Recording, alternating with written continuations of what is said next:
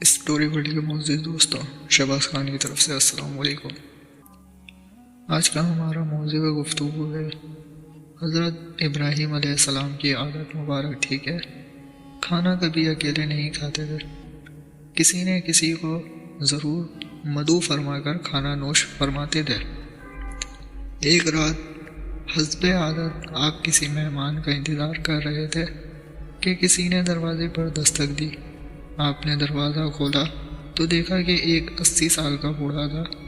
اس نے فوراً کہا کہ کچھ کھانے کو ہے تو مجھے دیں، مجھے بہت بھوک لگی ہے۔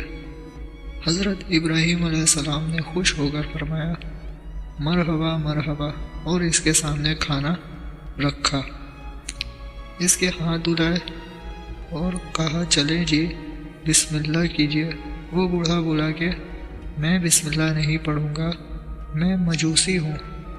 حضرت ابراہیم علیہ السلام نے غصے میں کہا کہ کھڑے ہو جاؤ، میں مجوسی کے ساتھ کھانا پسند نہیں کرتا ہوں۔ وہ بوڑھا بڑا بڑبڑاتا ہوا چلا گیا۔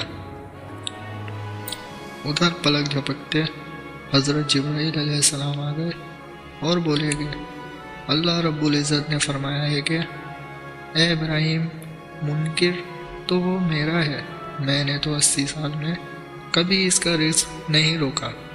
حضرت ابراہیم علیہ السلام نے سنتے ہی اس بوڑھے مجوسی کے پیچھے دوڑے، تھوڑی دور ہی وہ مل گیا۔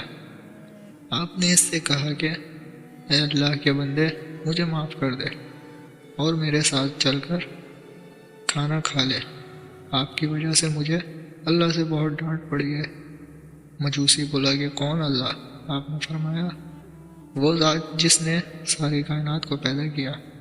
اللہ وہ ہے جس نے ہر شے کو تخلیق کیا اور خوبصورت شکل میں ڈھالا۔ اللہ وہ ذات ہے جو تمام مخلوق کو رزق دیتا ہے۔